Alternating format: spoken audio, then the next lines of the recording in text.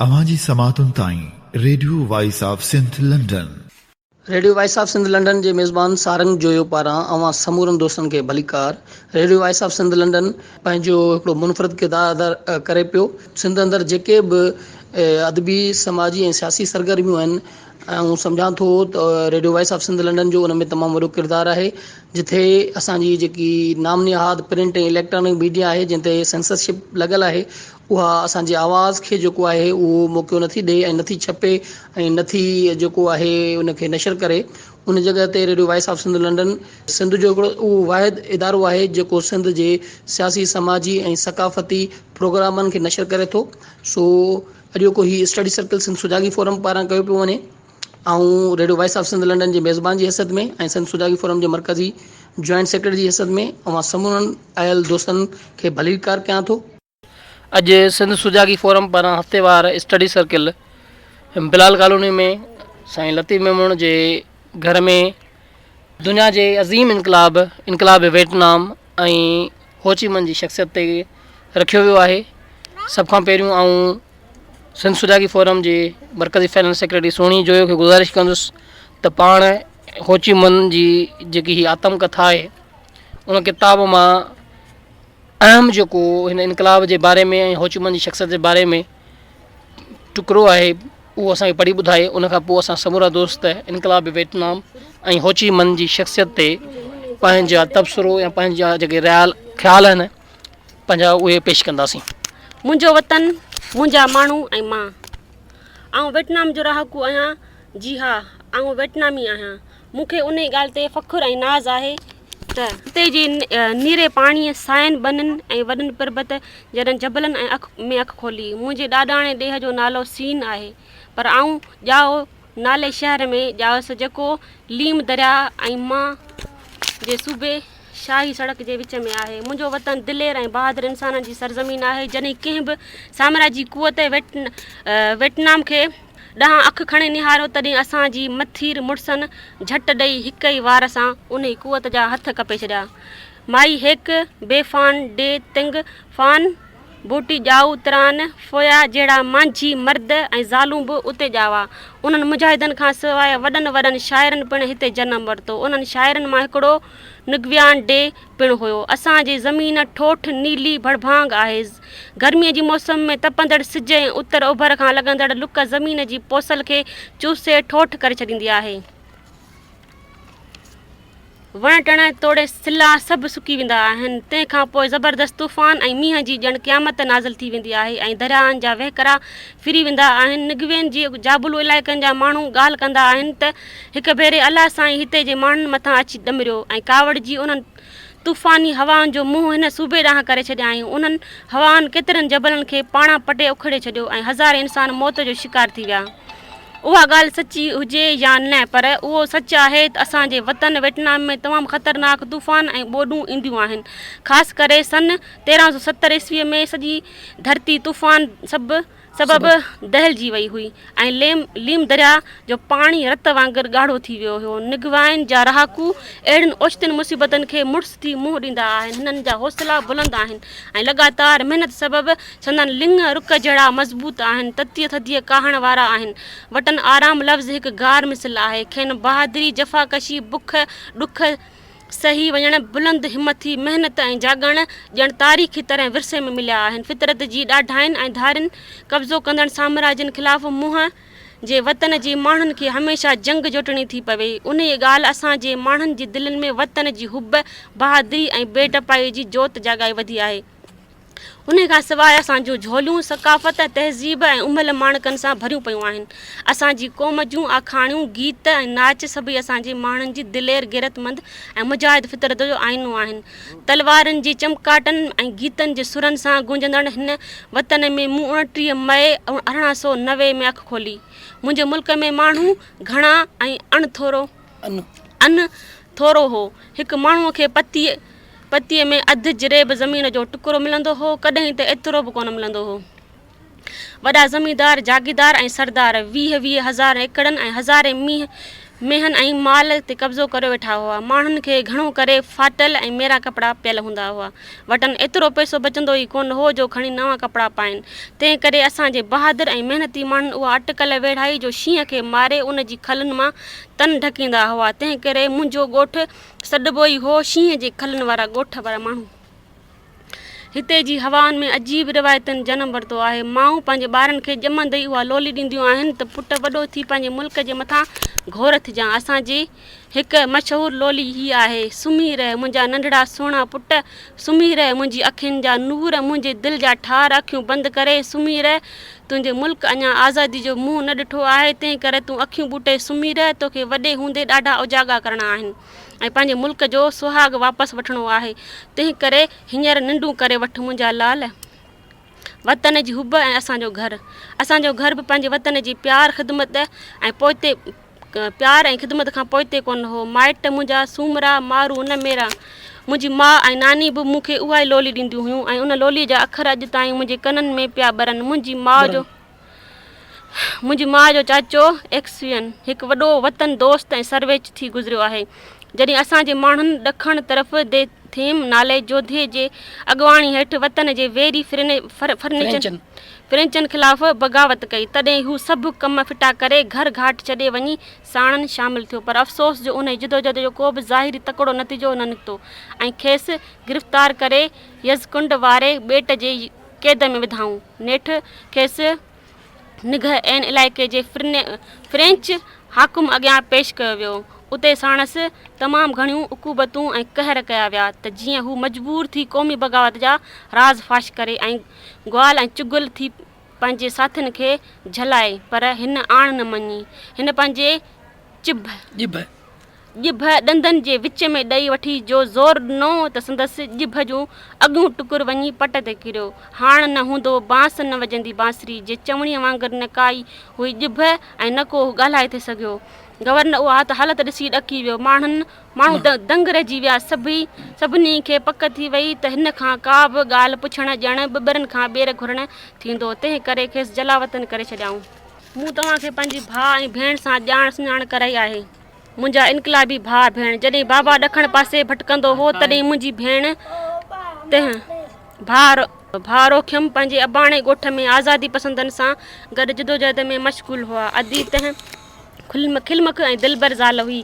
खेसि चीनी ॿोली ॾाढी सुठी पढ़णु ईंदी हुई। तबियत में बि पंहिंजो मट पाण हुई। हिन वहन शहर में हिकिड़ो मुसाफ़िर खानो खोलियो जिते आज़ादी पसंदि सिपाही अची टिकंदा हुआ ऐं हूअ खेनि ॻुझ ॻोह में हथियार बंद पनोहार ॾींदी हुई। हूअ अम्मा जा टपण टाड़ी ऐं सामान सुथरो खणी अचण लाइ हूअ वई। पर संदसि असुलु मतिलबु ॿियो हुयो। हक़ीक़त में खेसि ह्यू जी इनकलाबी वतन दोस्तनि खे हथियार पहुचाइणा हुआ। नेठि हिकिड़े ॾींहुं हूअ पकड़िजी पई ऐं जलावतनी जी सज़ा मिलियसि। घणे वक़्त खां पोइ खेसि वतन अचण जी इजाज़त मिली, पर संदसि उथण वेहण ऐं चुरपुर ते सख़्तु बंदिश विधी वई। उन केस हलंदे फ्रेंच मैजिस्ट्रेट शाहिदियूं ॿुधी बाह थी वियो ऐं अधीअ खे चयईं त जॾहिं ॿियूं ज़ालूं पेट सां थींदियूं आहिनि त संदसि पेट मां ॿार ॼमंदा आहिनि, पर तूं अहिड़ी रहज़न आहीं जो जे तूं पेट सां थींदीअं त तुंहिंजे पेट मां ॿारनि बदिरां ख़ौफ़नाक हथियार निकिरंदा। अगस्त वारे इनकलाब खां पोइ हूअ मूं सां मिलणु आई ऐं मुंहिंजे लाइ 2 बदकूं ऐं 20 कुकड़ जा आना सुखड़ी करे खणी आई। मुंहिंजी भेण ऐं संदसि चाहींदड़नि जो किसो मूं ॿुधो हो त अदी तंहिं फूह जवानीअ में हुई, तॾहिं हिन हिकिड़े नौजवान सां प्यार जो हथु वधायो। उन्हनि ॾींहंनि में अदीअ जी चुरपुर ते बंदिश हुई। जॾहिं उहो नौजवान हिकु ॿ दफ़ा साणसि अची मिलियो त ज़िले जे ऑफिसरनि खे शक पियो त मतां ही को इनकलाबी कासद हुजे, सो खेसि गिरफ़्तार करे तमामु घणियूं तकलीफ़ूं ॾिनायूं। उन विच में हिन जो पीउ गुज़ारे वियो, पर खेसि पंहिंजे पीउ जो आख़िरी दफ़ो मुंहुं ॾिसण बि न ॾिनऊं। आख़िरी अदी उते जी ऑफिसरनि वटि वई ऐं खेनि चयईं त हिन खे छॾियो त पंहिंजे पीउ जो आख़िरी दफ़ो मुंहुं ॾिसे ऐं संदसि कुल्हे कांधी थिए।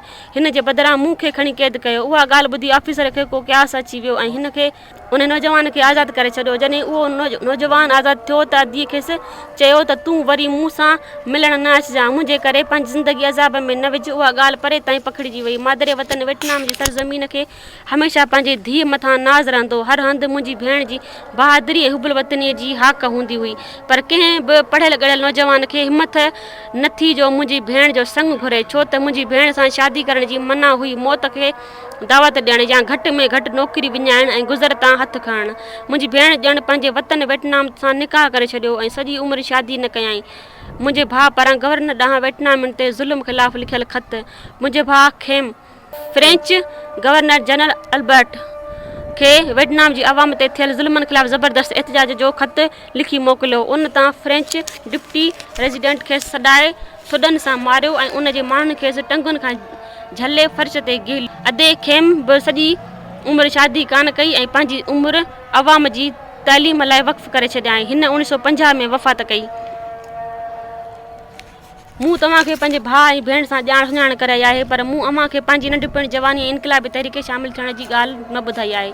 उहो दास्तान ॾाढो हैरत ऐं विझंदड़ आहे। उहो दास्तान डिघो बराबरि आहे पर ॾाढो मज़ेदार आहे, सो ध्यान सां ॿुधो। माइटनि मुंहिंजो नालो गिवेन सिंकिंग रखियो हो। मुंहिंजी नानी चवंदी हुई, तुंहिंजी माउ जी छातियुनि में एतिरी थञ कान हूंदी हुई जंहिं मां तोखे ढो थिए, तंहिं करे तूं सदाईं माउ खे चिटो पियो हूंदे ऐं सॼो ॾींहुं पियो रड़ंदो हुई। अम्मा खे थञ घटि हुई, तंहिं करे मूंखे खीर पीआरण में मासी बि अम्मा जी भाईवार थी। मूंखे नंढपिण में सिधरी पाराईंदा हुआ। मुंहिंजी सिधरीअ जी हिकु पासे बीड़ा लॻल हूंदा हुआ, मथो कूड़ियल ऐं 2 चगूं छॾींदा हुआ ऐं उन्हनि चगनि ते फ़ख़ुरु कंदा हुआ। उन्हनि चगनि खे बादशाही ताज जहिड़ी अहमियत ॾींदा हुआ। इहे चगूं असांजे ॻोठ जे छोकिरनि जी हिकु ख़ासि निशानी हुयूं, पर जॾहिं आऊं ह्यू शहर पहुतसि त माण्हू उन्हनि चगनि तां ठठोलियूं करणु लॻा। उते कंहिंजे बि मथे ते अहिड़ियूं चगूं न हुयूं। कॾहिं कॾहिं त संदन टोकूं ॿुधी मुंहिंजो मुंहुं तपी ॻाढ़ो थी वेंदो हुयो, पर आऊं कावड़जी वेंदो हुअसि, कावड़ पी वेंदो हुअसि। हिकिड़े ॾींहुं बाबा सां गॾिजी स्कूल वियसि, पर मूंखे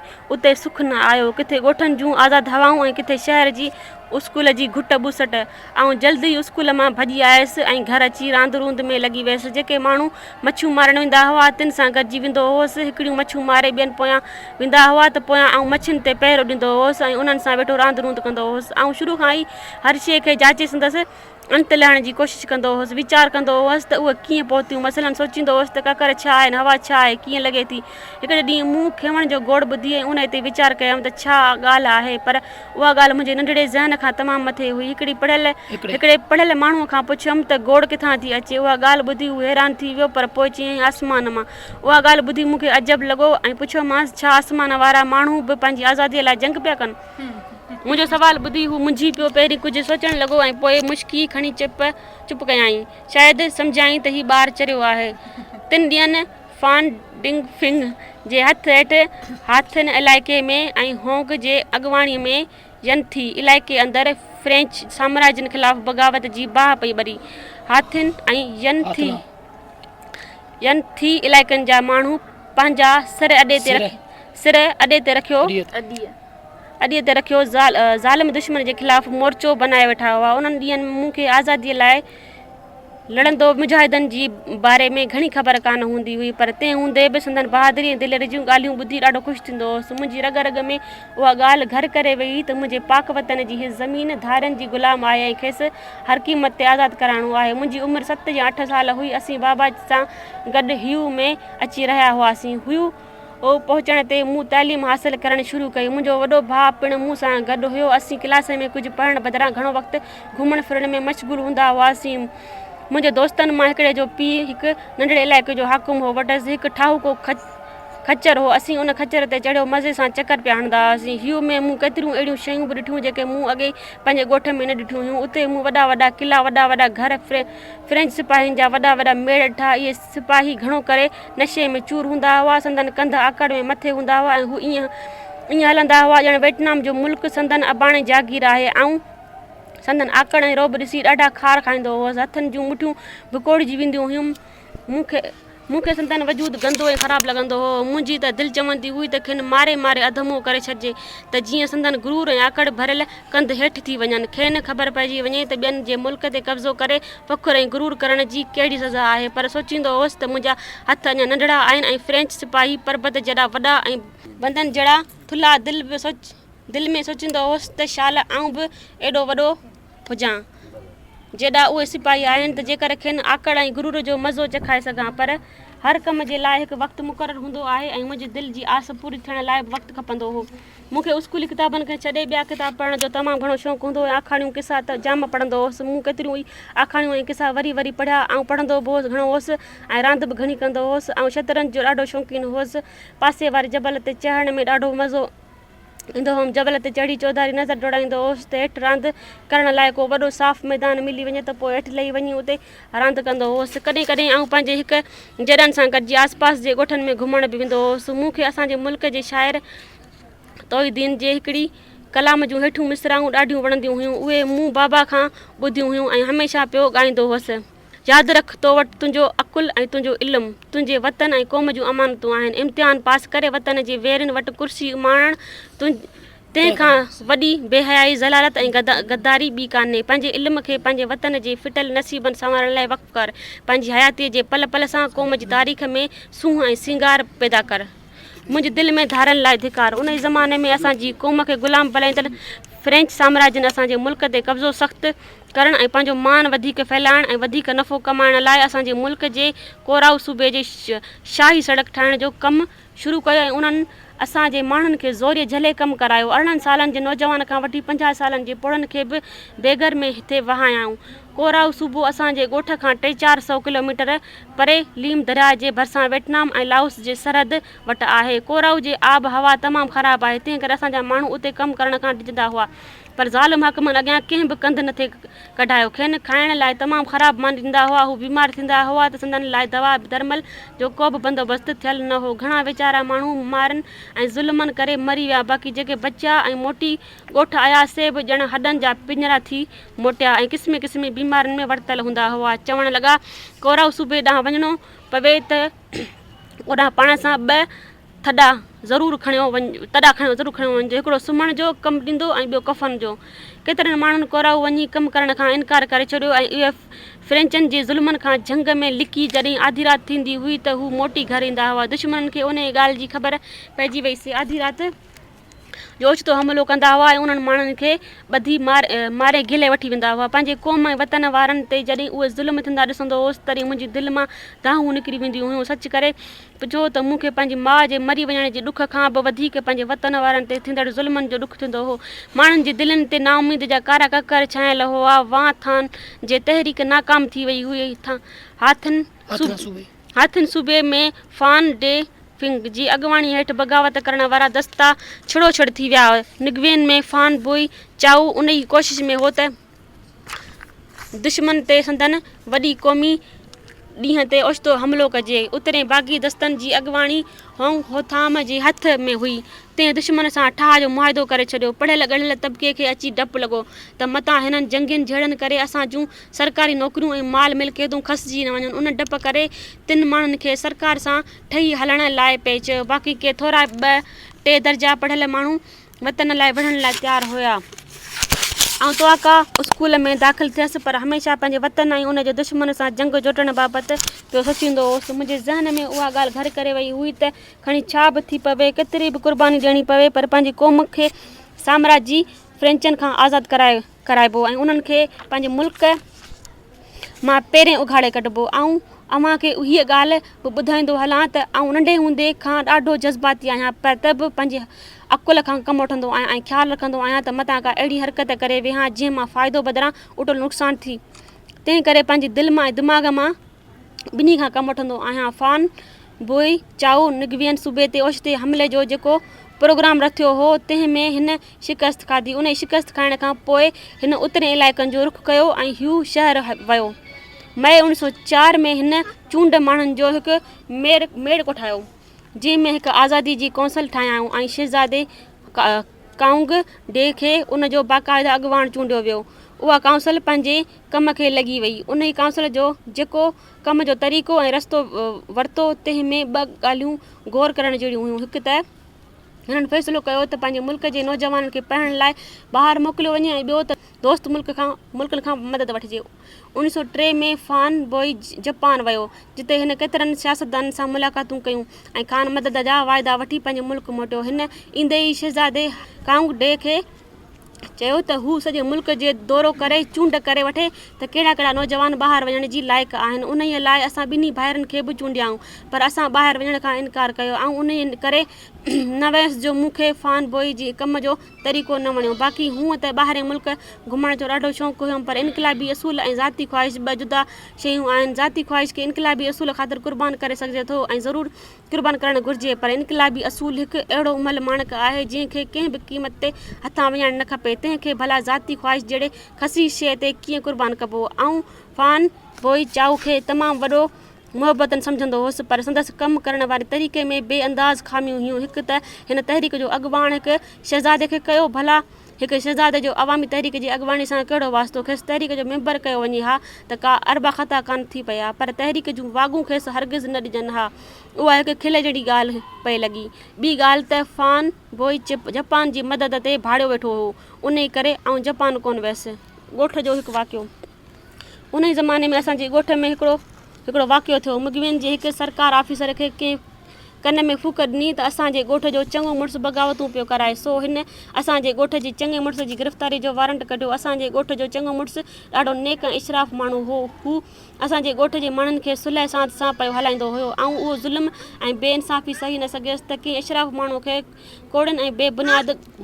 कूड़नि बेबुनियाद ॻाल्हियुनि ते झले जेल उमाणियो वञे। तंहिं करे वॾेरे जे बदिरां मूं पाण खे गिरफ़्तारी लाइ पेश कयो। जॾहिं ऑफिसर उहा ॻाल्हि ॿुधी तॾहिं संदसि ठप ठरी विया ऐं हू सम्झी वियो त उन ई ॻाल्हि तां माण्हुनि में जोश जाॻंदो ऐं बग़ावत थींदी। तंहिं करे हिन गिरफ़्तारी जो वारंट वापसि वरितो। ख़ैर उन ई ॻाल्हि खां पोइ ह्यू हलियो वियसि, जिते वञण लाइ बाक़ाइदे पढ़ण ते ध्यानु ॾिनमि। डीथियम टोली वारा वतन दोस्त मुजाहिद अञा ताईं साम्राजी फ्रेंचनि खे तड़े कढण लाइ जुदोजहद में लॻा पिया हुआ। हिननि हिकिड़ी चक्रीअ में किन फ्रेंचनि खे खणी पकड़ियो ऐं क़ैद कयो। क़ैद में खेनि उहो ई खाधो कपिड़ा ॾींदा हुआ जहिड़ो आम वेटनामी आम तरह खाईंदा हुआ ऐं पहिरींदा हुआ। खेनि खां कमु बि अहिड़ो ई कराईंदा हुआ जहिड़ो ॿिया वेटनामी हारी कंदा हुआ, यानी पहिरियों उघाड़े माल चारणु खेड़णु लाबारो करणु पाणी वराइणु वग़ैरह। जॾहिं उहा ख़बर ॿियनि वेटनामियुनि ॿुधी त उहे ॾाढा ख़ुशि थिया। गादी जी शहर ह्यू जे सूरत बदिलजंदी वई। रेंगतेन जी पल खां पोइ सरहाण नदीअ ते बेजो हू पुल पई ठही।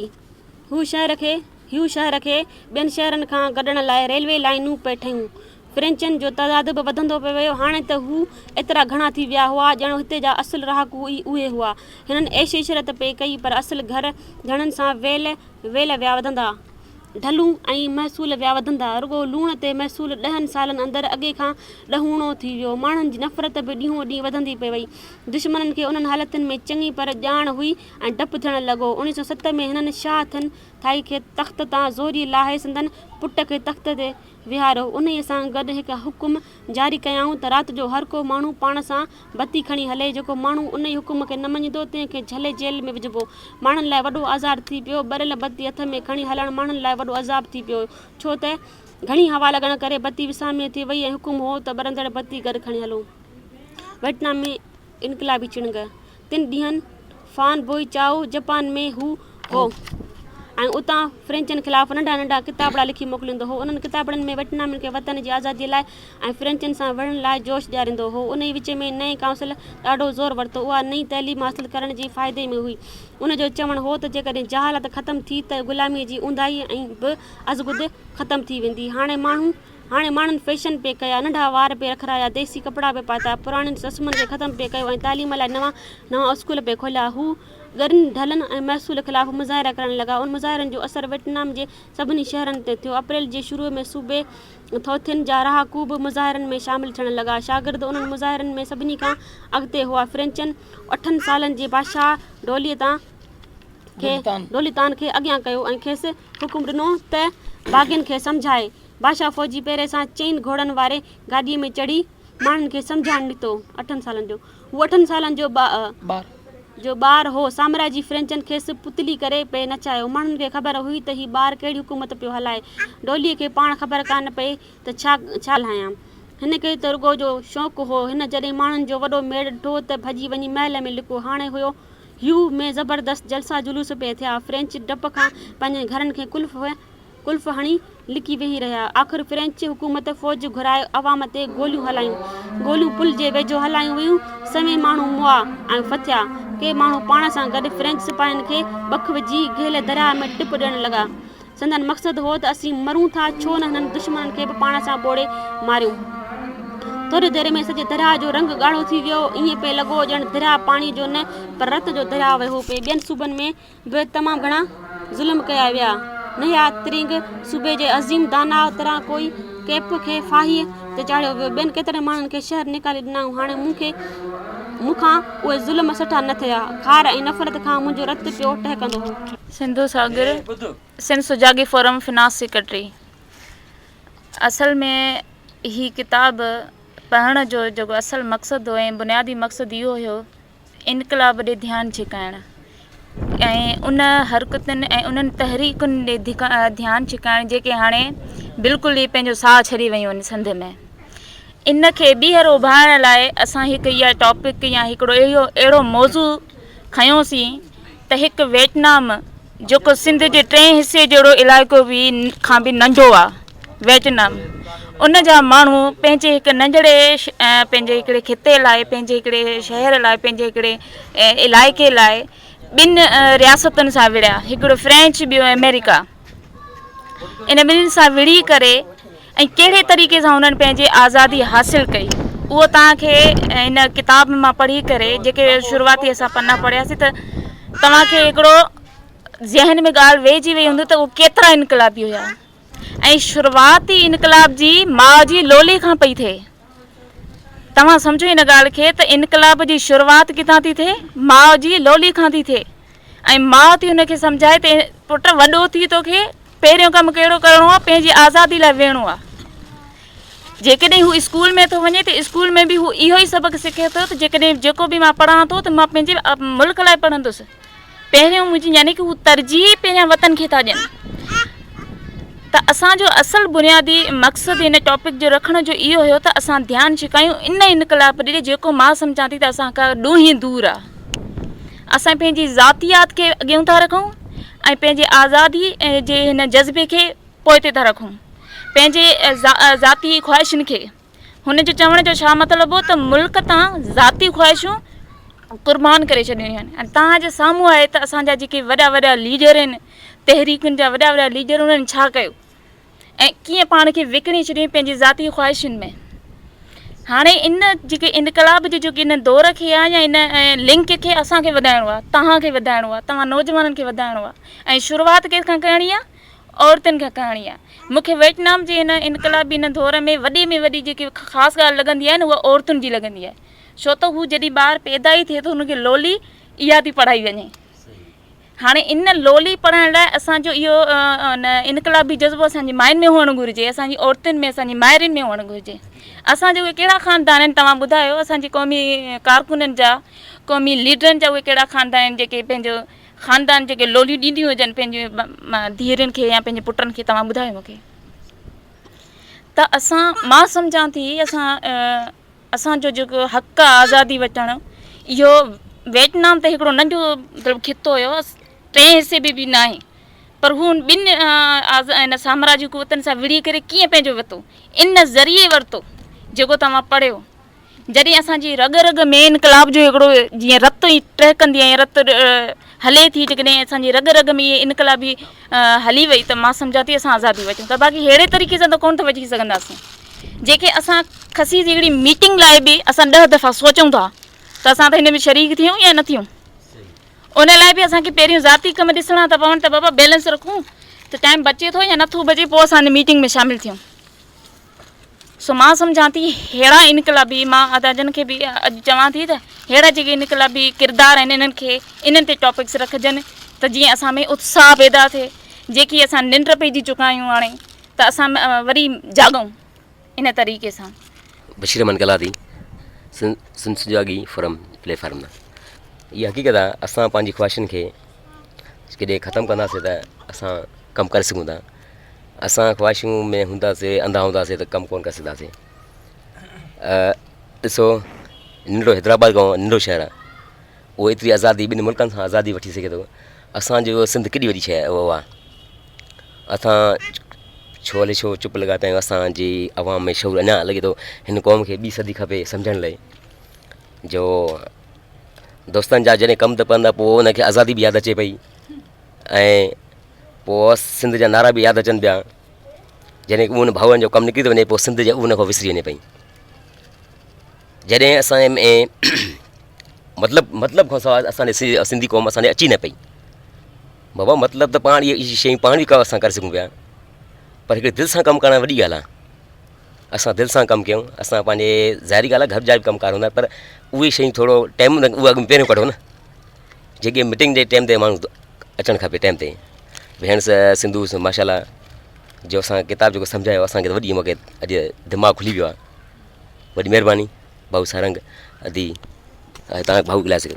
आदाब मिस्त्री मेघवाड़ उमरकोट शहर। अदा सुठी ॻाल्हि आहे। हीअ मीटिंग में घुराइनि था, टाइम ॾियणु खपे बिल्कुलु, ऐं अमली तरीक़े सां बि बिल्कुलु एहतियाज वग़ैरह थींदा जेको ना इंसाफ़ी थियनि थियूं इन ते ॻाल्हाइणु खपे। ऐं जंहिंखे जंहिंजो मुनासिबु जेको ॻाल्हाइणु अचे थो बिल्कुलु ॻाल्हाइणु खपे। असां त बिल्कुलु नवां माण्हू आहियूं, जेको ॻाल्हायो थोरो ॻाल्हायो। ऐं सारंग साहिब जूं महिरबानी, दोस्तनि जी महिरबानी। Thank you so much. मोहिबाद अशमर वियतनाम उन्हनि जे करोड़े माण्हुनि मां अॼु ज़िक्र कयूं था पिया होचिमिन जो। होचिमिन जेको 9 सालनि जी उमिरि में क़ौमी तहरीक में हुन हिसो वरितो हुयो ऐं 45 सालनि जी उमिरि ताईं हू मुसलसल अमली जदोजहद में रहियो ऐं 30 साल हू जलावतन रहियो, जेका तारीख़ ॿुधाए थी पई। ऐं ॿाहिरि रही करे हुन मुसलसल पंहिंजे वतन जी आज़ादी जे लाइ, पंहिंजे माण्हुनि जे हक़नि जे लाइ मुसलसल जदोजहद पे कई। हूअं बि जेके माण्हू शौरी तौरु तमामु घणा मथां थी वेंदा आहिनि सागर हनीपुर जी चवाणी, त उन्हनि जी ज़िंदगी ऐं उनजो मफ़हूम उनजो मक़सदु मटिजी वेंदो आहे। सो सॼी दुनिया जे ॻोल्हे ते जॾहिं असां नज़र विझूं था पिया, उहा सिंध हुजे, वियतनाम हुजे, क्यूबा हुजे, या जेके बि दुनिया जूं धरतियूं आहिनि, उन्हनि धरतियुनि मां उन्हनि अहिड़ा माण्हू पैदा कया आहिनि। जीअं असां वटि मुज़फ़र भुट्टो पैदा थियो ऐं ची गवेरा पैदा थियो हुनजी धरती में।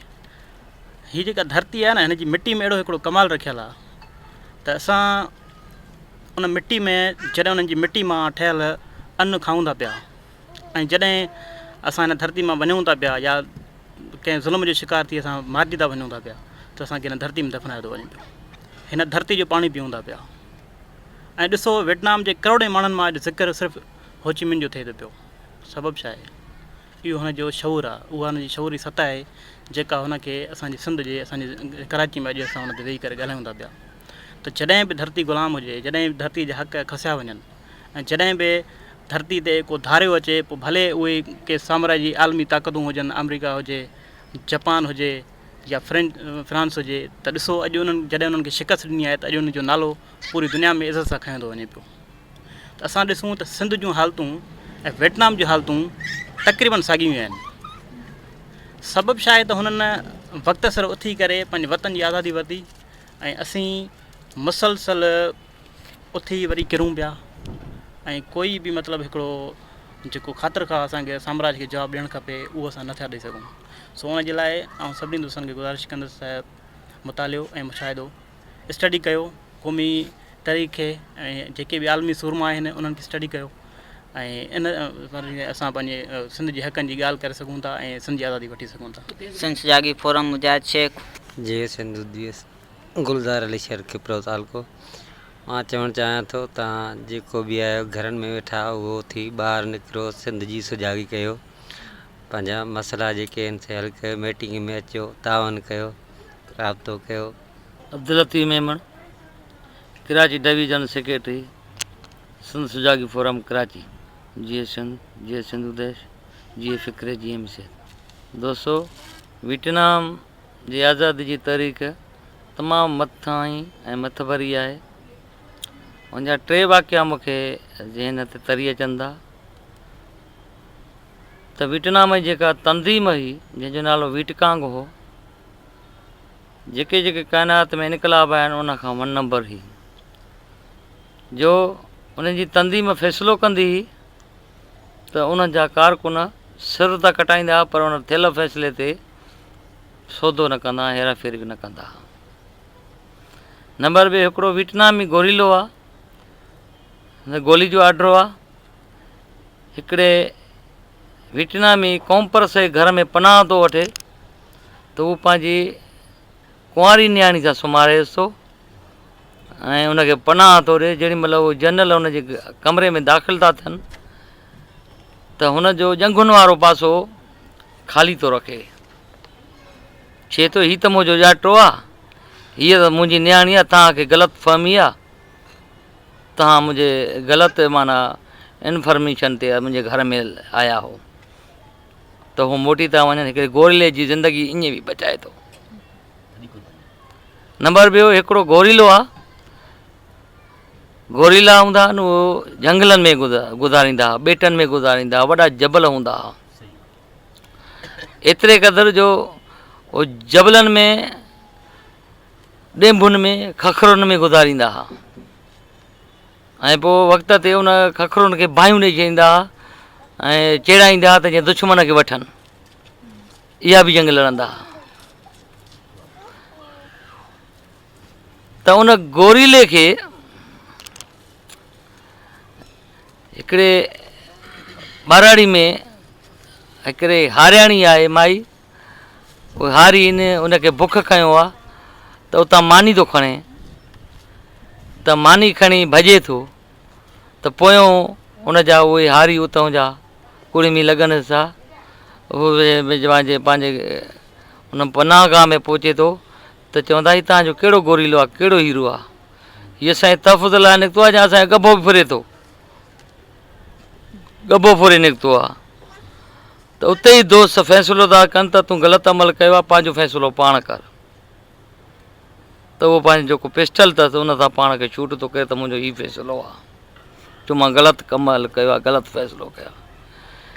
आख़िर में अमेरिकन मञो त असांखे वियतनाम में न मारियो आहे, पर उनजे वीटकांग तंज़ीम मारियो आहे।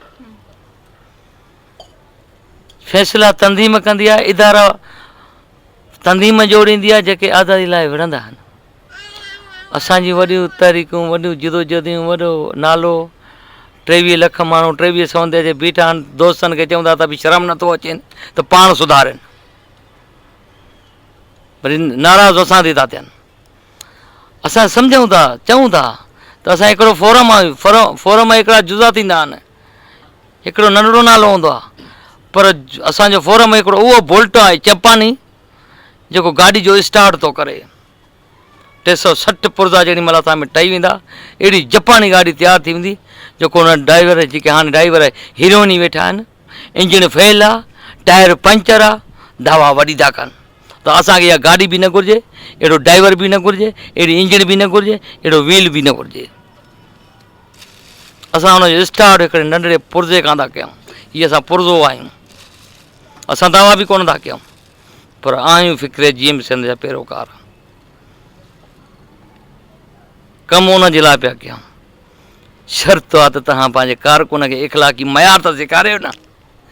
कूड़ो, ठग, बिशनी, दादागीर, ग़लति फ़ैसिला करणु, क़ौम खे ॿोड़णु, क़ौम मां नाजाइज़ फ़ाइदा हासिलु करणु, कारोबारी बणिजी उन सॼी जंहिंजे बुनियाद ते इज़त शोहरत हासिलु कई उनखे दरगुज़र करणु। पोइ चई मूंखे ख़बर ई कोन्हे, अरे बाक़ी 30 साल छा में गुज़ारिया, छे हीअ मज़ाक़ हुई। त शर्म हुजणु घुरिजे अहिड़े माण्हुनि खे जो नौजवाननि जे जज़्बनि सां खेॾनि पिया। असां घटि में घटि अहिड़ो फ़ैसिलो न कंदासीं। अॻ में पाण मरंदासीं, पोइ कारकुन खे चवंदासीं तूं हाणे मर। सुभाणे इहो जवाज़ तन पैदा थिए त लीडर भॼी वियो, कारकुन मरी वियो। असां फोरम में अहिड़ा बुनियाद विधा आहिनि। ऐं कॾहिं बि तव्हांखे कोताही असां में नज़र अचे त अची हीअं गलो पकड़ियो त तव्हां असांखे कंहिं कारी ऊंदाही राति बाट में अची विहारियो आहे, पाण भॼी वियो, पाण मुफ़ाद हासिलु कयो, पाण मोतबर ख़ान थी वियो ऐं वसीला ज़रिया तव्हां पैदा कया, असां बि तड़प ऐं ज़लील ख़्वार पिया थियूं। ईअं बिन्हे न थींदो। जे तंज़ीम ठाहिणी अथव त वियतनामी तंज़ीम जहिड़ी तंज़ीम ठाहियो। छा 4 फुट जा माण्हू हुआ जंहिंखे बंदूक खणण जी बि सलाहियत न, गोलो खणण जी बि सलाहियत न, उहे बि दोस्तनि जे कुल ते रखी हलाईंदा, छो जो हुन में वज़न ई कोन हो एतिरो। उहे माण्हू अमेरिका जहिड़ी सुपर ताक़त आज़ादी था वठनि, पाण जंहिं सां ॻाल्हि करे नवाया त न मिलंदी। अड़े छो तोखे न ख़बर आहे, न लोड़ियो अथई, न जंग जे मैदान में आयो आहे, इहा न मिलंदी। इहे माण्हू ॾाढा सियाणा आहिनि, बार लाइ वेंदा आहिनि त मथां बीहर असांखे चवनि, जे चवंदव त वरी 7 सुरियूं ॿुधाए छॾींदव, वरी पवंदव साईं जीअं बि सत खां वठी गदारो अंधा मिसाल ॾींदव। तंहिंजे करे सम्झो आज़ादी तहरीक खे सम्झो, सारंग जहिड़े नौजवान जी क़यादत खे सम्झो, कहिड़े ख़ानदान जो माण्हू आहे, हुननि जो किरदारु कीअं आहे, कीअं असां पंहिंजे बचनि में वेठा आहियूं त इहो इतमाद आहे, इतमाद ई सभु फ़ैसिला कंदो आहे। असां चऊं था त बशीर जी भेण मुंहिंजी भेण हुजे, उहा जीअं वेठी हुजे त असांजूं अखियूं मरी वियूं हुजनि, असांजूं अखियूं हुनजे छाती में न हुजनि, उनजे शऊर में हुजनि, उनजे दिमाग़ में हुजनि, उनजी बुलंदी में हुजनि, उनजी तब्दीली में हुजनि। हरीशर साहब जे वक़्त ते इहे लफ़्ज़ चया त मां अहिड़ी आज़ादी चाहियां थो जे मुंहिंजी नियाणी को पंहिंजो हमसफ़र करे त उनजूं नज़रूं आसमान में हुजनि, न की छाती में हुजनि।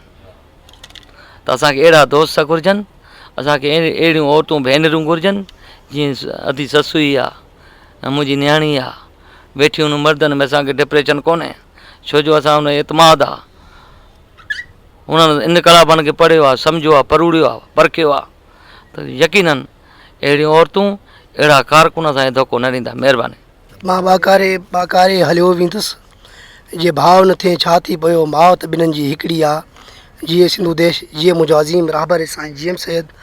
दोस्तो अॼु ही जेको प्रोग्राम भाऊ सारिंग या साईं लतीफ़ जी अॻवानी में रखियो वियो आहे, त वधि में वधि दोस्तनि जा असां तौराता आहियूं, जेके फ़िक्र साईं GM सैयद जे हिकु पैगाम खे, जेको रहबर साईं GM सैयद तव्हां असां क़ौमी कारकुननि ते ज़िम्मेवारी छॾे वियो आहे।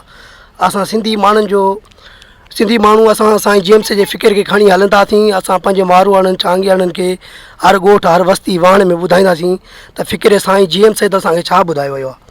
असां सैयद जा क़ौमी कारकुन, असां पंहिंजे लाॻापियल माण्हुनि खे, असांजे अबोज माण्हुनि खे जिन खे ख़बर ई न आहे फ़िक्र साईं GM सैयद जी, उन्हनि माण्हुनि ताईं असां सैयद जो पैगाम पुॼाईंदासीं। इंशा अल्लाह असांखे जेकॾहिं वक़्तु अचण में शहादतूं माणियूं पवंदियूं, शहादतूं बि ॾींदासीं। फ़िक्र साईं GM सैयद सां असांजी मोहबत बि आहे, ऐं साईं GM सैयद उहो अज़ीम रहबर आहे जिन पंहिंजे वतन जी मालिकी जे लाइ आज़ादी जी ॻाल्हि असांजे रहबर असांखे ॿुधाए वियो आहे।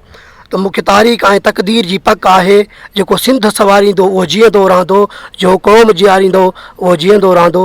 अॼु रहबर साईं GM सैयद उहो अज़ीम रहबर आहे जिन असांजे माण्हुनि खे अॼु असांखे इहा ॻाल्हि ॿुधाई आहे। बाबा असांजे माण्हुनि खे इहा ख़बर ई न आहे सिंधु देश आहे छा जे लाइ ही क़ौमी कारकुन जफ़ाकशी करनि था। बाबा तव्हां अचो न, असां सां वेहो, तव्हांखे ख़बर पए त सिंध आहे छा, वतन छा आहे। वतन जी मालिकी असांखे करणी आहे, को धारियो माण्हू ॿाहिरियों जो माण्हू न ईंदो जो असांजी वतन जी मालिकी कंदो।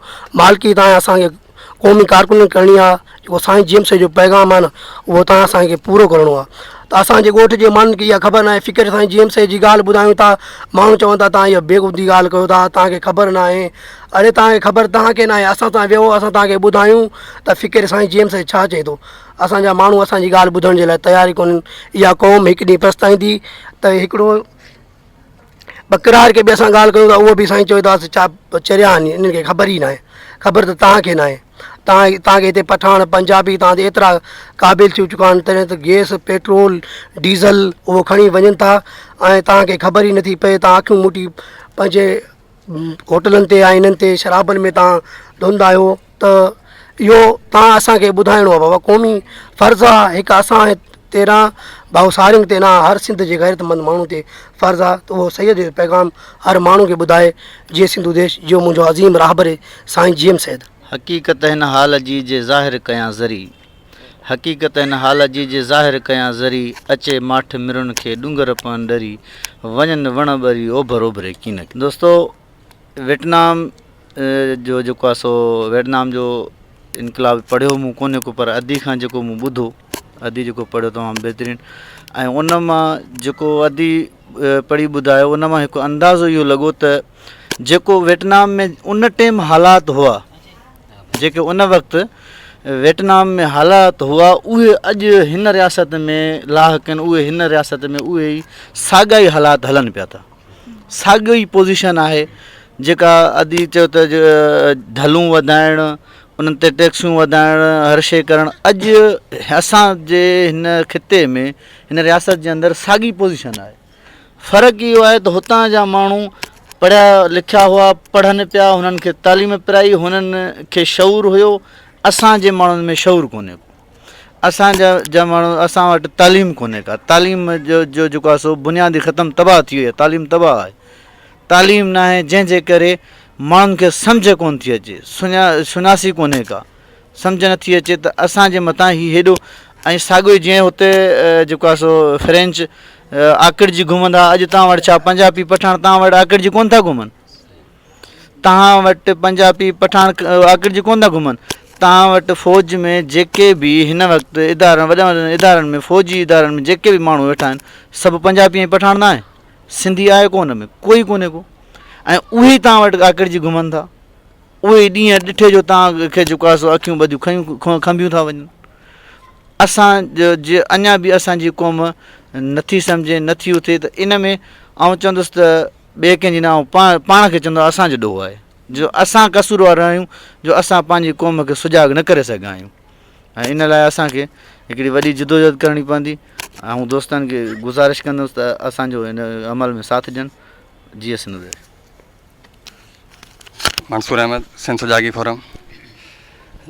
जीअं त जेका वियतनाम जी आज़ादी तहरीक आहे ऐं हो ची मन जी शख़्सियत स्टडी सर्कल जेको उनवान अॼु रखियो वियो, त इन बारे में असांखे वधीक ख़बर न हुई, पर अॼु सुहिणी जो किताबु पढ़ियो त इन मां जीअं अदा यासीन चयो त हालतूं तक़रीबन साॻियूं आहिनि। जीअं त मोह इहो चयो त हालतूं तक़रीबन सिंध जूं वियतनाम जूं साॻियूं आहिनि, पर मुंहिंजे ख़्याल में थोरो पोइ बि फ़र्क़ु आहे।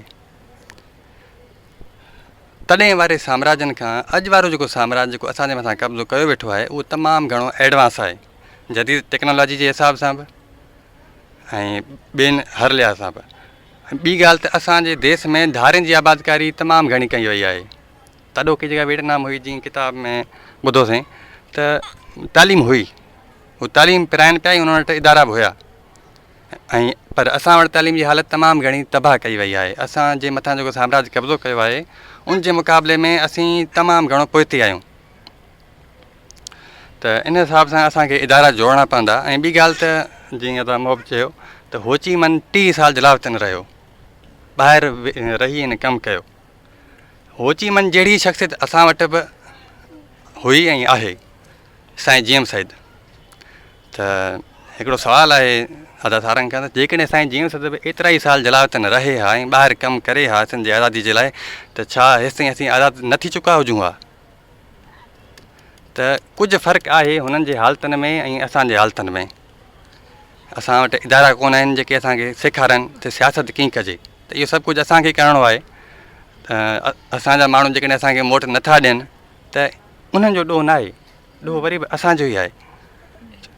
असांखे अहिड़ा इदारा जोड़ना पवंदा जिन में असांखे इहो सिखणो पवंदो त पंहिंजनि माण्हुनि में कीअं वञिजे, हुननि खे कीअं ॿुधिजे, त हुन जा पंहिंजा राया छा आहिनि, हू छा था चाहिनि, त उन हिसाब सां असांखे कमु करिणो पवंदो ऐं हुननि खे मुतमिन करिणो पवंदो।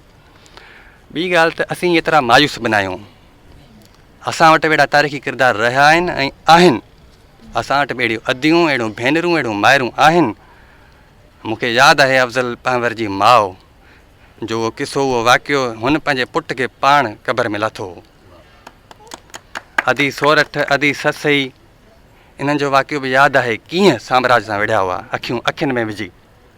असां वटि बि अहिड़ा तारीख़ी किरदार आहिनि। असीं मायूस न आहियूं ऐं असांजी जिदोजहद बि हले थी। इहा वाक़ई मञूं था त असीं थोरो पंधु करे वरी थाबड़िजूं था, पर असीं रुकिया न आहियूं।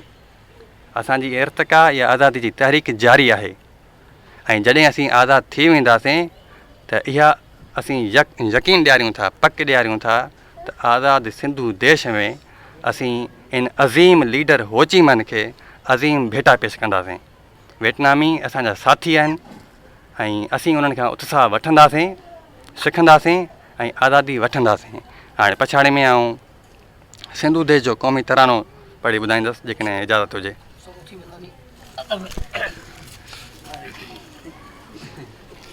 सिंधु देश जी धरती तोते मुंहिंजी माता जे जल तोते पंहिंजो सीस निमाया मावो मिट्टी माथे लाया मां, मिट्टी माथे लाया मां। किंजर खाकारो झर ताईं, किंजर खाकारो झर, किंजर खाकारो झर ताईं, तोखे चश्मन चाया अल्लाह, तोखे चश्मन चाया मां, मिट्टी माथे लाया मां, मिट्टी माथे लाया मां। जियो जियो जी जल, जियो जियो जी जल, जियो जियो जी जल, जियो जियो जी जल, जियो जियो जी जल, तोखां कीअं लवाया अल्लाह, तोखां कीअं लवाया मावो, मिट्टी माथे लाया मां, मिट्टी माथे लाया मां। सारा सॾ पराडा तुंहिंजा, सारा सॾ पराडा, सारा सॾ पराडा तुंहिंजा, बाईअ में वरनाया अल्लाह, बाईअ में वरनाया मावो, मिट्टी माथे लाया मां, मिट्टी माथे लाया मां। गीत बि मूं वटि तुंहिंजा माता, गीत बि मूं वटि तुंहिंजा, गीत बि मूं वटि तुंहिंजा माता, बेट बि तुंहिंजा भाया अल्लाह, बेट बि तुंहिंजा भाया मावो, मिट्टी माथे लाया मां, मिट्टी माथे लाया मां। काल्ह सनमा महक थी जा, काल्ह सनमा महक, काल्ह सनमा महक थी जा, नगर नगर फैलाया मावो, नगर नगर फैलाया मावो, मिट्टी माथे लाया मां, मिट्टी माथे लाया मां। सरसर जण सावण में सिंधु, सरसर जण सावण में, सरसर जण सावण में सिंधु, लहर लहर लहकाया अल्लाह, लहर लहर लहकाया मावो, मिट्टी माथे लाया मां, मिट्टी माथे लाया मां। रिमझिम रिमझिम राग उन्हीं सां, रिमझिम रिमझिम राग, रिमझिम रिमझिम राग उन्हीं सां, थरबर बाह लगाया अल्लाह, थरबर बाह लगाया मावो, मिट्टी माथे लाया मां, मिट्टी माथे लाया मां। ॾुथ बि पंहिंजो ॾेह बि पंहिंजो, ॾुथ बि पंहिंजो ॾेह, ॾुथ बि पंहिंजो ॾेह बि पंहिंजो, मारू शाल मलाया अल्लाह, मारू शाल मलाया मावो, मिट्टी माथे लाया मां, मिट्टी माथे लाया मां। तुंहिंजी मिट्टीअ मंझि मिलांजे, तुंहिंजी मिट्टीअ मंझि, तुंहिंजी मिट्टीअ मंझि मिलांजे, आऊं अमरता पाया अल्लाह, आऊं अमरता पाया मावो, मिट्टी माथे लाया मां, मिट्टी माथे लाया मां। सिंधु देश जी धरती तोते, मुंहिंजी माता जी जल तोते, पंहिंजो तोते पंहिंजो सीस निमाया मां हो मिट्टी माथे लाया मां मिट्टी माथे लाया मां।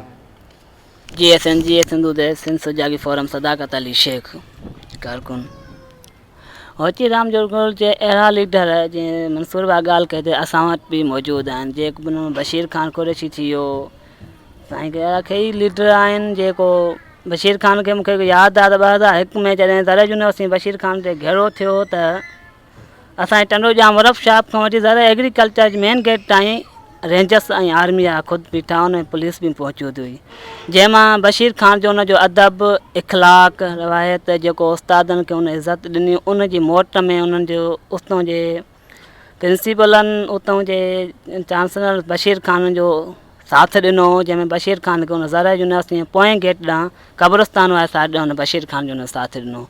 अहिड़ा होचीराम जहिड़ा असां वटि सिंध में मौजूदु आहिनि। अहिड़ो असांजो GM सैद थी वियो, जीअं असांखे सिंधु देश जी आज़ादी नारा उन किताब लिखी ॾिनई, असांखे पंहिंजे फ़िक्र ऐं अज़म ॾिनई। चवण जो मतिलबु इहो आहे त असां वटि उहे हालातूं मौजूदु आहिनि, पर जेके उन जे शहर जो नालो छा हुयो होचीराम जे शहर जो? वियतनाम। वियतनाम जे शहर जो नालो, उतां कुझु हालातूं असां वटि घटि आहिनि। असां धारियो मञूं था असां आख़िर जी हले थो, पर असांजे आॾो आख़िर जी न, असांजे आॾो असांखे साईं साईं करे असांखे ख़ुशि करे वेंदो आहे। असां जॾहिं पठान अखियूं मिलाए ॻाल्हाईंदा आहियूं त पठान असांखे साईं कंदो आहे, जॾहिं असां महाजर या पंजाबी सां साईं असां थोरो अखियूं उभियूं करे ॻाल्हाईंदा आहियूं त हू असांखे साईं साईं करे असां हुन वरी मुर्की चवंदा आहियूं बसि असां हिन साईं साईं शइ खे छॾियो, पर असांखे उहा ख़बर न पवंदी आहे त असांखे भाकुर पाए पुठीअ वारो कान हणंदो आहे। हू असांखे हिकु टेक्निकल सां भाकुर पाए पुठीअ वारो कान हणी असांजे वसीलनि ते हाविज़ रहियो, असांजा लीडरनि ते उन्हनि तशद कया, असांजे लीडरनि खे हुन टेक्निकली सां शहीद कयो, जंहिंखे असां अॼु सोधे ताईं उन्हनि जो पलांद न करे सघिया आहियूं। उन में असांजा लीडर मोहतरमा बि अची थी वञे, बशीर ख़ान बि अची थो वञे, मुज़फ़र भुट्टो बि अची थो वञे, साईं खे चवां ज़ुल्फ़कार बि अची थो वञे, मीर मुर्तज़ा बि अची थो वञे। उन्हनि टेक्निक तरीक़े सां असांजा अहिड़ा लीडर शहीद कया आहिनि, असां उन्हनि लीडरनि जो जनमु वरितो आहे असां वटि। पर असांजी हालत इहा आहे त असांजे जेको तइलीम असांजी पोइ करण वारा त असांजा मीर ऐं पीर आहिनि। तव्हां अंदरूनी सिंध में वञो लारकानो सखर त उते मीरनि जो केतिरो राज आहे, उन्हनि में मीरनि ऐं पीरनि में स्कूलनि में उन्हनि जा वार ऐं गोदाम थियल आहिनि।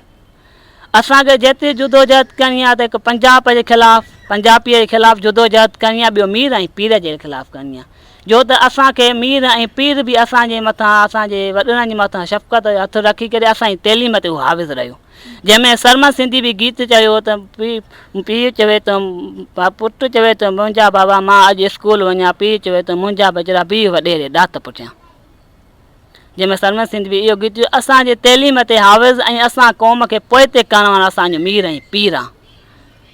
उन जे लाइ असांखे वधि में वधि तइलीम पढ़ाइणी आहे ऐं उन मीर ऐं पीर सां जुदोजहद करणी आहे। हीअ धरती असांजी माउ आहे, असां वटि अहिड़ा कई जोधा जनमु वरितो आहे, असांजी जुदोजहद जारी आहे। जंहिं सिसीअ में दमु हूंदो अहिड़ा जोधा ईंदा, अहिड़ा जोधा शहीद थींदा। इहो सिंधु देश हिकु न हिकु ॾींहुं थियणो आहे। महिरबानी। हक़ मौजूद GSN दोस्तो, सभिनी दोस्तनि तमामु सुठो ॻाल्हायो। अॼोको पंहिंजो जेको हिन स्टडी सर्कल जो मौज़ू हो इनकलाब वियतनाम ऐं होचीमन जी शख़्सियत। बुनियादी तौर ते असां जहिड़े वक़्त ऐं हालतुनि मां गुज़रूं पिया, क़ौमी ग़ुलामी जो जेको ही दौर आहे, क़ौमी कारकुन कहिड़ी रीत इनकलाब बर्पा करे सघनि था, कहिड़ी रीत आज़ादी वठी सघनि था, उनखे सम्झण जे लाइ उनखे दुनिया जा इनकलाब पढ़णा पवंदा, दुनिया जी उन्हनि अज़ीम शख़्सियतुनि जी क़ुर्बानीनि खे पढ़णो पवंदो। छो त हिकिड़ा तजुर्बा मुशाहिदा असांखे पाण करणा पवंदा आहिनि ऐं हिकिड़ा मुशाहिदा ऐं तजुर्बा अज़ीम शख़्सियतुनि जा जेके तारीख़ में कयल हूंदा आहिनि उन्हनि खे पढ़ी असांखे सिखणो पवंदो आहे। उन्हनि जे मुताले ऐं पढ़ण सां इहो थींदो आहे त उहे साॻा तजुर्बा असांखे वरजाइण जी ज़रूरत न पवंदी आहे। उहे तजुर्बा असां वरजाए पंहिंजे वक़्त जो ध्यानु कंदा आहियूं जॾहिं असां उन्हनि खां वाक़ुफ़ु न हूंदा आहियूं ऐं ग़लतियूं करे वेहंदा आहियूं। उन करे दुनिया जा जेके बि इनकलाब आहिनि, दुनिया जूं जेके बि अज़ीम शख़्सियतूं आहिनि जिन जूं क़ुर्बानियूं आहिनि, जिन पंहिंजी जदोजहद जे ज़रिए दुनिया में इनकलाब बर्पा कयो आहे, जॾहिं असां उन्हनि जो मवाद पढ़ंदासीं, दुनिया जे इनकलाबनि खे पढ़ंदासीं, उन शख़्सियतुनि जी जदोजहद खे ॾिसंदासीं, त मां सम्झां थो त असां जेका बि जदोजहद जी शुरूआति कई, असां जॾहिं तंज़ीम ठाहिण जो बुनियादु विझो या असां तंज़ीम ठाहिणु शुरू कई ऐं इनकलाब जे लाइ जदोजहद कई, त मां सम्झां थो त उहे ग़लतियूं जेके हुननि कयूं उहे असांखे ग़लतियूं सज़द न थींदियूं। उन करे दुनिया जा इनकलाब पढ़णु तमामु घणो ज़रूरी आहे। ऐं तारीख़ में समूरनि इनकलाबनि जी वॾी अहमियत आहे। पोइ इनकलाब रूस हुजे, इनकलाब फ्रांस हुजे, या चीन जो इनकलाब हुजे, बोलिविया जो इनकलाब हुजे, क्यूबा जो इनकलाब हुजे, या दुनिया जा जेके बि मड़नी इनकलाब आहिनि, उन्हनि जी पंहिंजी हिकिड़ी अहमियत आहे, पंहिंजी हिकिड़ी वैल्यू आहे। छो त उहे ग़ुलाम मुआशिरा, ग़ुलाम क़ौमूं, मज़लूम क़ौमूं ऐं उन्हनि जा उहे अॻुवाण, उहे लीडर, उहे तंज़ीमूं जिन क़ुर्बानियूं ॾेई करे, शहादतूं ॾेई करे हुननि पंहिंजे मज़लूम साथियुनि, मज़लूम क़ौमुनि ऐं मज़लूम माण्हुनि जी आज़ादी जे लाइ झंडो बुलंद कयो ऐं फ़ातिह थिया। अहिड़ी रीति उन्हनि इनकलाबनि में इनकलाब वियतनाम जी पंहिंजी अहमियत आहे, पंहिंजी ख़ुसूसियत आहे। इनकलाब वियतनाम मूंखे उन करे वणंदो आहे ज़ाती तौर ते त उन में होचीमन जहिड़ी अज़ीम शख़्सियत पैदा थी, जंहिं शख़्सियत पंहिंजी ज़ात खे हिकिड़ो रोल मॉडल ठाहियो त लीडर हूंदो कीअं आहे। जॾहिं तव्हां होचीमन जी शख़्सियत खे पढ़ंदव त होचीमन जी शख़्सियत में तव्हांखे वॾाई नज़र न ईंदी, पर निमाणाई नेठाई नज़र ईंदी। मूंखे यादि आहे जॾहिं मूं होचीमन जी ज़िंदगी ऐं इनकलाब जे बारे में पढ़ियो त जॾहिं होचीमन खे झंगलनि ऐं जबलनि जो सफ़र करिणो पियो ऐं हुनजी उमिरि वॾी हुई ऐं बीमार बि हो ऐं समूरनि जेके टीम जा दोस्त हुअसि, मेंबर हुअसि, इनकलाबी साथी हुअसि, उन्हनि खे हिकिड़ो मख़सूस वज़न खयल हो, खाद खुराक जो ऐं ॿियो सामान। केतिरनि ई मरहलनि ते होचीमन खां उन्हनि दोस्तनि ज़बरदस्ती उहो सामान फुरण जी कोशिशि कई त असांखे ॾे, असां खणाए हलूं, पर उन्हनि खे उहो सामान न ॾिनो। इहो चई त इहा मुंहिंजी ज़िमेदारी आहे, मुंहिंजी रिस्पॉन्सिबिलिटी आहे, इहा मूंखे निभाइणु घुरिजे। हालांकि भले मां जिस्मानी तौर ते कमज़ोर थी वियो आहियां, बीमार आहियां, पर जेकॾहिं मां ईअं न कंदुसि त इहो तासुरु पैदा थींदो त असांजो अॻुवाणी कंदड़ जेको माण्हू आहे उहो घटि वज़न खणे थो, तासुरु ख़राबु पवंदो, मायूसी पैदा थींदी। उन करे असांखे इहो अहसासु न ॾियणो पवंदो माण्हुनि खे त बाबा असां कारकुननि खे पंहिंजो नौकर करे हलायूं, ग़ुलाम करे हलायूं। असां ख़ुदि वर्कर हुजूं, असां ख़ुदि कारकुन हुजूं। लीडर उहो सुठो आहे जेको पाण सुठो कारकुन आहे। तव्हां जेसिताईं सुठा कारकुन न आहियो तेसिताईं सुठा लीडर थी बि नथा सघो। तव्हां में क्वालिटी उहा हुजे, ऐं होचीमन में इहा क्वालिटी हुई। ऐं होचीमन उहो वाहिद शख़्स हो जीअं पंहिंजी जलावतनी जो दौरान इंतिहाई सादगी जी ज़िंदगी गुज़ारी।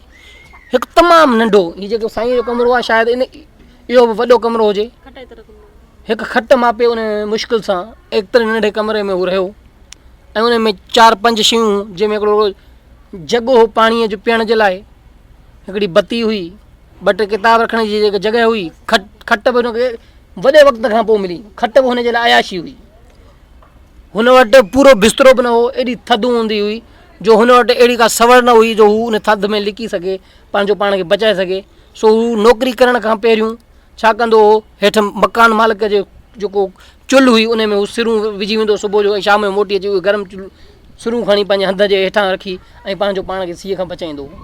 हुन अहिड़ियुनि हालतुनि में ज़िंदगी गुज़ारी। हुन बेरागिरी कई, हुन ॿुहारियूं कयूं, होटलुनि ते कमु कया, थपा थोता। हुन माना उहो नंढे में नंढो कमु कयो जंहिंखां असांजो अॼुकल्ह जो नौजवान चवंदो, पाण खे किराहत महसूसु कराईंदो, चवंदो केरु कंदो आहे, घर जी सफ़ाई करण खां असां चवंदा आहियूं भले त इहो मायुनि जो कमु आहे। नंढे में नंढो कमु करणु, उन जो मतिलबु इहो आहे त उहो माण्हू अहसासु रखंदड़ माण्हू हो, हसास तबे जो माण्हू हो, जंहिं इहा शइ ॾिनी। हालांकि वॾो आलिम माण्हू हो, पढ़ियो लिखियो माण्हू हो, चाहे या त वॾियूं अयाशी वारियूं नौकरियूं करे सघे पियो, अयाशी वारी ज़िंदगी गुज़ारे सघे पियो, पर हुन महसूसु कयो त मुंहिंजी क़ौम जीअं ग़ुलामी जी पीड़ा में गुज़ारे पई, जीअं दरबदरी में गुज़ारे पई, असांजे इनकलाबियुनि क़ुर्बानियूं ॾिनियूं। ऐं इहा इनकलाबी जेकी तालीम आहे, इहो इनकलाब जो जेको जज़्बो आहे, उहो हुनजे सम्झो त ख़ानदान जो विरसो हो। जॾहिं तव्हां इनकलाब बे वियतनाम जे बारे में होचिमन जी पंहिंजी आत्मकथा पढ़ी सुहिणी ॿुधाई, त उन में तव्हां ॾिठो त उन में हिकिड़ो किरदारु हो जेको हक़ीक़त में उन नानो हो, माना हिन जी माउ जो चाचो माना नानो थियो। उहो हिकिड़ो अहिड़ो इनकलाबी हो जो उन वक़्त जे वॾी तहरीकी हुई, इनकलाबी हिकिड़ो जथो हो जेको फ्रेंचनि ख़िलाफ़ु फ्रांस ख़िलाफ़ु बग़ावत कई उन, ऐं उन में हू पकड़िजी पियो। ऐं जॾहिं हुन महसूसु कयो त मतां किथे आउं टुटी पवां, मतां किथे मूं वटां उहे राज़ फाश थी वञनि, किथे मुंहिंजा दोस्त इनकलाबी ॾचे में पइजी वञनि, किथे असांजो इनकलाब जो उहो जेको जदोजहद जो जेको मक़सदु आहे उहो अध में टुटी न पए, हुन पंहिंजे ॾंदनि सां पंहिंजी ज़बान टुके छॾी, कटे छॾी, त मां गूंगो थी वञा पर पंहिंजो उहो राज़ इनकलाबी उसूल जेके आहिनि उन्हनि ते सौदेबाज़ी न कयां। त इहा आहे इनकलाबी जी हिकिड़ी ज़रूरत ऐं उनजो उहो उनजी कमिटमेंट पंहिंजी धरती सां, पंहिंजे माण्हुनि सां, पंहिंजे इनकलाबियुनि सां। हीउ उन ख़ानदान जो माण्हू। वरी हिन ॾिठो हिन जो पीउ जेको आहे उहो हॾोकी क़िस्म जो माण्हू आहे, उस्ताद माण्हू आहे, वरी अॻियां हली डॉक्टर थिए थो, माण्हुनि जी मुफ़्त में ख़िदमत करे थो। उन खे रियासत उतां जी जेकी उहा एतिरी ख़ौफ़ज़दा थी वई त हिन जा एतिरा माण्हू, छो जो उहो पहिरियों डॉक्टर हो उन पंहिंजे पूरे इलाइक़े जे सूबे जे अंदरि, माण्हू एतिरो हद खां वधीक हुनखे प्यारु करणु लॻा, एतिरो भाइणु लॻा जो माण्हू परेशान थी विया। हालांकि उनखे जुनून हुन जे पीउ खे पढ़ण जो, मुताले जो, ऐं उनजे मुताले जे शौक़ जे करे हू मुख़्तलिफ़ सूबनि में वञी पढ़णु वियो ऐं उन पढ़ाई दौरान संदसि ज़ाल मरी वई। हू जॾहिं मोटियो डॉक्टरी डिग्री खणी त हुनखे पंहिंजे ज़ाल जे विछोड़े जो ग़म हो। माण्हुनि जो इन जो वॾी कोशिशि इहा हुई त हिन खे इस्तक़बाल कनि, हिन जी ख़ुशी में जशन कनि, पर हुनखे हिकिड़ो त पंहिंजी ज़ाल जो ॾुखो, ॿियो त हुन वटि को घर घाटी कोन हो जिते हू जशन या अहिड़ी तकरीब करे सघे। पर माण्हुनि पाण में चंदो करे न सिर्फ़ु हुनखे घर वठी ॾिनो, पर उन माण्हू जे लाइ वरी तकरीब कई।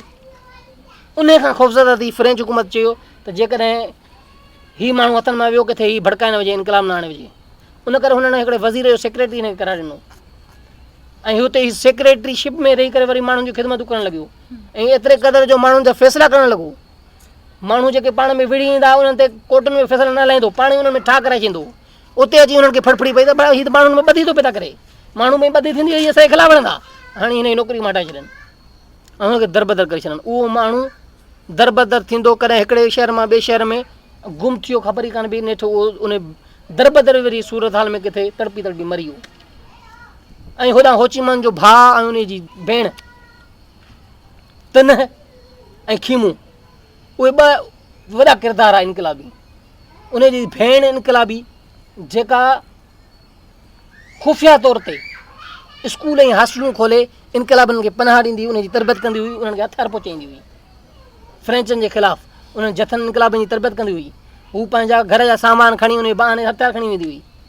अहिड़े सूरत हाल में हिकिड़ी मुहिम में पकड़िजी पई जिते हुन जुमिलो उहो चयो पियो, उहो जो गवर्नर उतां जो जेको मैजिस्ट्रेट आहे उहो सोचे त ॿियूं मायूं पंहिंजे पेट मां ॿार ॼणींदियूं आहिनि, पर तूं जॾहिं तुंहिंजे पेट मां अगरि ॿार न पर उन जॻह ते हथियार ॼमंदा, माना उहो एॾो परेशान थी वियो त माना हीअ औरत एॾी माना इनकलाब हिन खे झुकाए नथो सघिजे।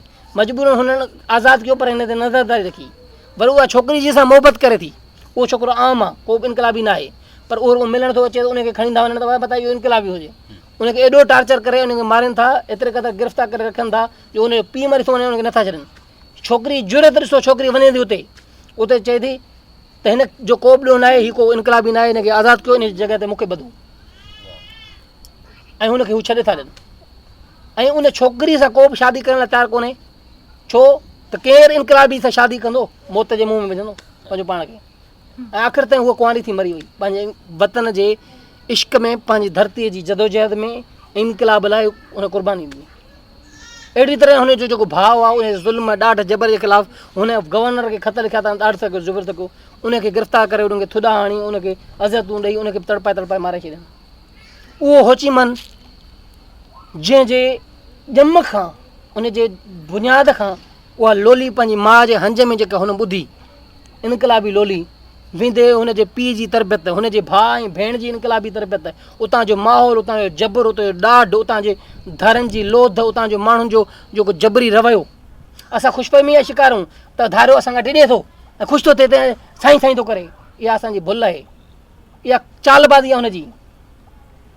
जेकॾहिं तव्हांखे किथे करे थो उते थो करे जिते तव्हां अक्सरत में हो, जिते हू अक्सरत में आहे तव्हांखे लिफ्ट ई नथो कराए, उते तव्हांखे चए तव्हां कां से आहियो, सिंध से आहियो, उते तव्हांखे ईअं थो चए, हुतो हाणे टोक थो करे, हुते तव्हां सां विढ़ंदे देरि न कंदो तव्हांखे। वियतनाम जूं हालतूं सिंध जूं हालतूं बिल्कुलु हिकु जहिड़ियूं आहिनि घणनि मामलनि में, धारी आबादकारी जे मामले में तमामु घणियूं हिकु जहिड़ियूं आहिनि। एतिरे क़दुरु हुते धारियो अची वियो जो ईअं पियो महसूसु थिए ॼण उहे हितां ई आशेरी आहिनि, हिते बि ईअं थो महसूसु थिए, पठान पंजाबी एतिरी कुत ख़ल्क अची पैदा थी ॼण हितां जा ई आहिनि, एतिरा हू पंहिंजा कारोबार पंहिंजा घर हर्ष करे वेठा आहिनि।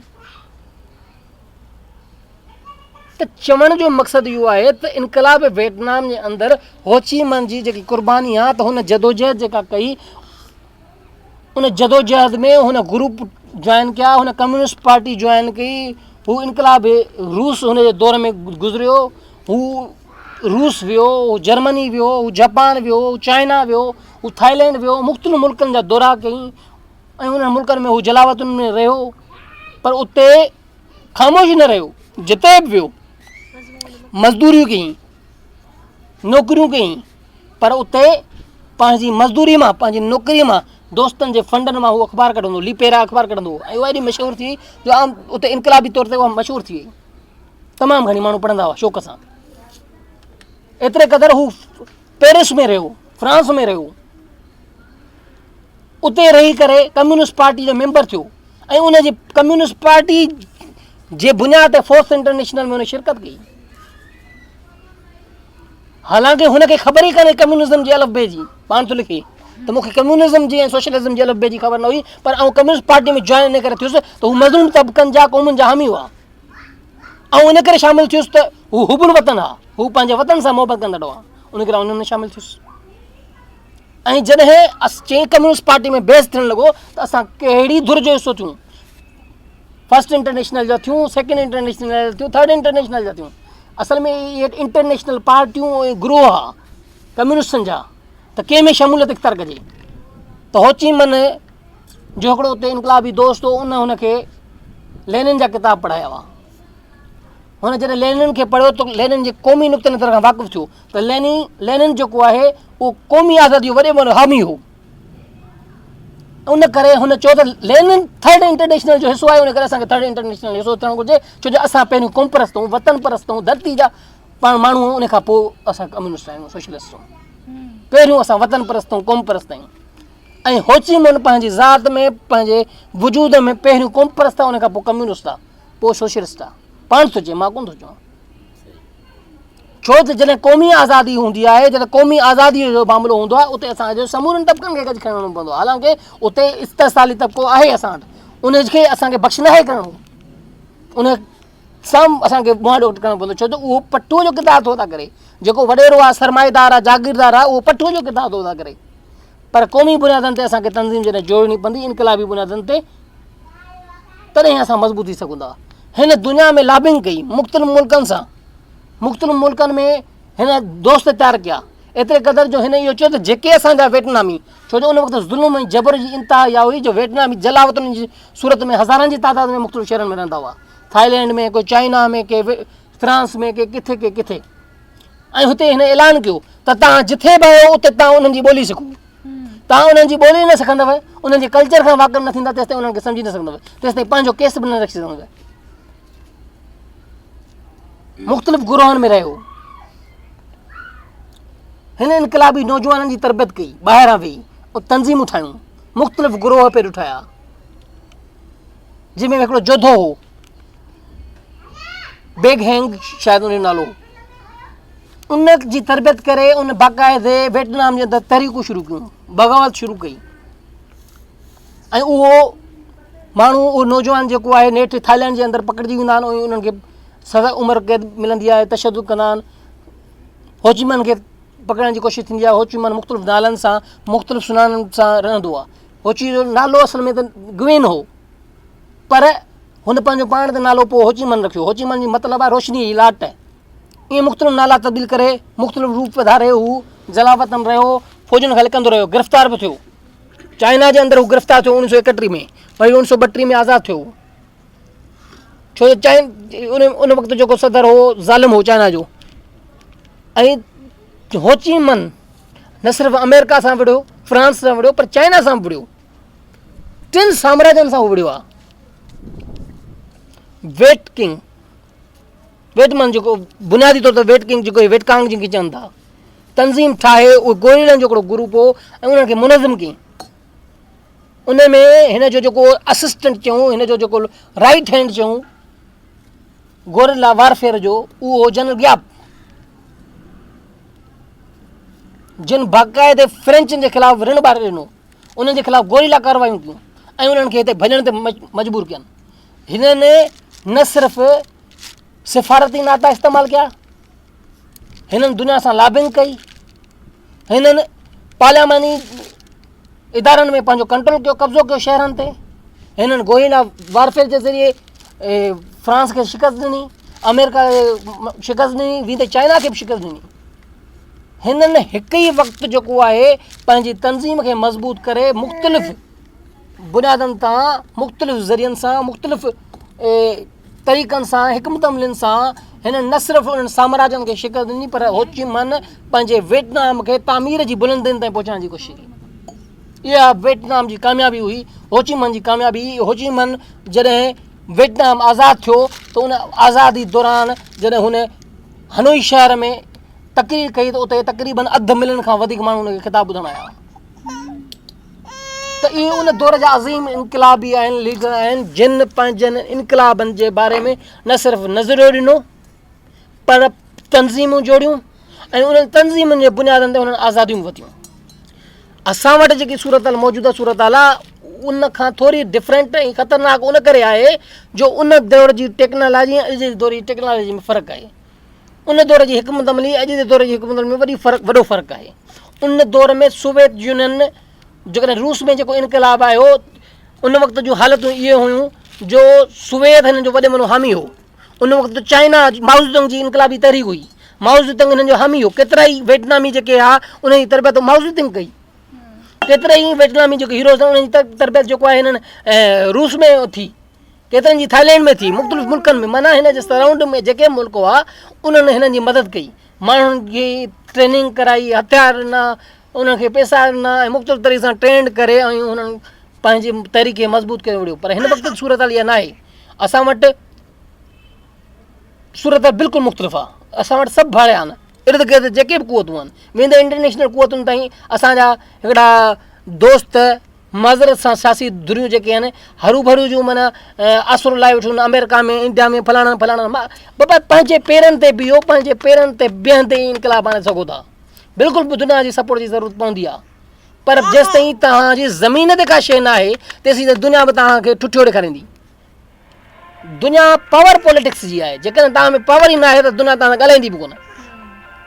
त चवण जो मक़सदु आहे दुनिया जे इनक़लाबनि खे पढ़ो, सम्झो ऐं उन्हनि ते अमल कयो। उन तरीक़े सां ई तव्हां पंहिंजो पाण खे मुनज़िम कयो, मुतहद कयो, तॾहिं ई तव्हां सही माना में सिंध जी आज़ादी इनक़लाब खे हासिलु करे सघो। न त ॿी सूरत नथो थी सघे।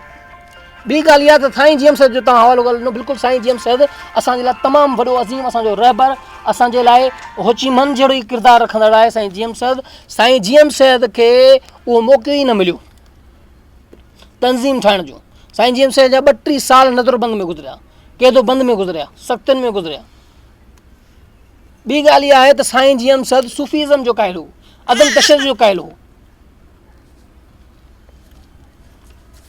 पर रुगून इश्क जो क़ाइल न हो। साईं त हिकमत अमलियूं ॾिनियूं, रहबर किताब लिखी हो, उन में समूरा तरीक़ा उन इख़्तियार करण जी ॻाल्हि कई, पर साईं खे उहो मौक़ो न ॾिनो वियो।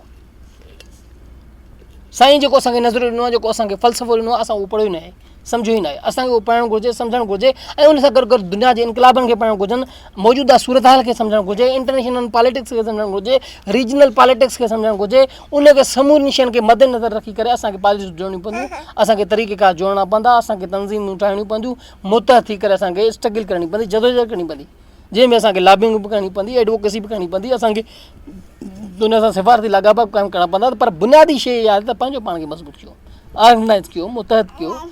जेसि ताईं ऑर्गनाइज़ेशन न आहे, तंज़ीम न आहे, जेसि ताईं तव्हां मुनज़िम न आहियो, जेसि ताईं पंहिंजे पेरनि ते बीठल न आहियो, तेसि ताईं तव्हां कुझु बि नथा करे सघो। दुनिया जी का बि क़ुवत तव्हांजी मदद नथी करे सघे जेसि ताईं तव्हां पंहिंजे पेरनि ते पाण बीठल न आहियो। उन करे दुनिया जे इनक़लाबनि खां पढ़ण खां पोइ असांखे इहा ख़बर पए थी त असांखे पहिरियों पंहिंजो पेरनि ते बीहणो पवंदो। असांखे पाण खे मज़बूत थियणो पवंदो, असांखे ऑर्गनाइज़ थियणो पवंदो, असांखे तंज़ीम ठाहिणी पवंदी, पोइ उन जी तंज़ीम जे बुनियाद ते असांखे जदोजहद जो बुनियादु रखणो पवंदो, आवाम खे पंहिंजो पाण सां सलाहणो पवंदो। जॾहिं आवाम असां सां गॾु बीठी, असांजो क़ौम असां सां गॾु बीहंदी, पोइ दुनिया जी का बि ताक़त जेकी आहे उहा को मसइलो ई कोन्हे को। उन करे असांखे हिन स्टडी सर्कल जे ज़रिए दुनिया जे इनकलाबनि खे, दुनिया जी अज़ीम शख़्सियतुनि खे पढ़णु घुरिजे, उन्हनि जो मुतालो करणु घुरिजे ऐं उन्हनि मां असांखे सिखणु घुरिजे। तॾहिं असां जेको आहे सही माना में पंहिंजी क़ौमी तहरीक जा बुनियाद विझी सघूं था, तंज़ीमुनि जा बुनियाद विझी सघूं था ऐं उनखे सही माना में स्ट्रेटेजी ठाहे उन जूं पॉलिसियूं जोड़े तरीक़े सां जदोजहद करे सघूं था। आख़िर में आउं तव्हां समूरनि दोस्तनि जो थोराइतो आहियां जंहिं वक़्तु कढियो ऐं हिन अहम मौज़ूअ ते ॻाल्हायो। वरी ईंदड़ नए हफ़्ते नए मौज़ू सां गॾु हाज़िर थींदासीं। तेसि ताईं मूंखे इजाज़त ॾींदा। सिंध सलामत, साथ सलामत। आख़िर में अवां समूरनि दोस्तनि जो शुक्रगुज़ार आहियां जेके असांजे हिन हफ़्तेवार स्टडी सर्किल में शामिलु थिया। Radio voice of Sindh London जे मेज़बान सारंग जोए खे इजाज़त ॾींदा ऐं वरी अॻे हफ़्ते हिकु नए मौज़ू सां हाज़िर थिबो। तेसि ताईं इजाज़त। सिंध सलामत, साथ सलामत।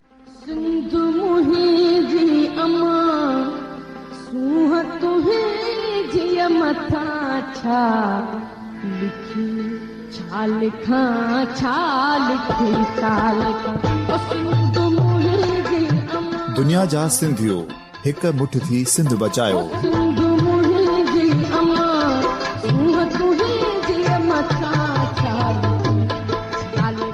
सिंध जो क़ौमी आवाज़ radio voice of Sindh London.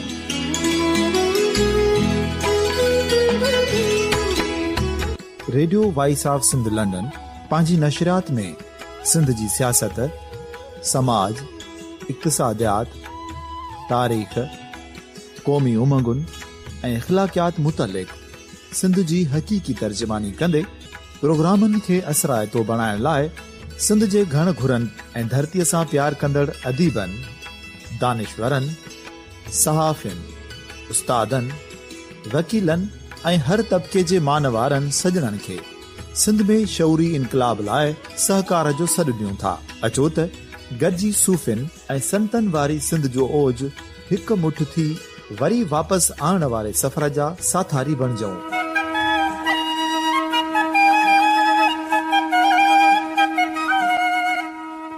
हिकु नए सुबुह जी शुरूआत जो पड़ाॾो घर घर, ॻोठ ॻोठ ऐं शहर शहर ताईं पहुचायो। शाल सिंध आबाद ऐं ख़ुशहाल थिए, सिंधी माण्हू सुखियो ऐं सताबो थिए।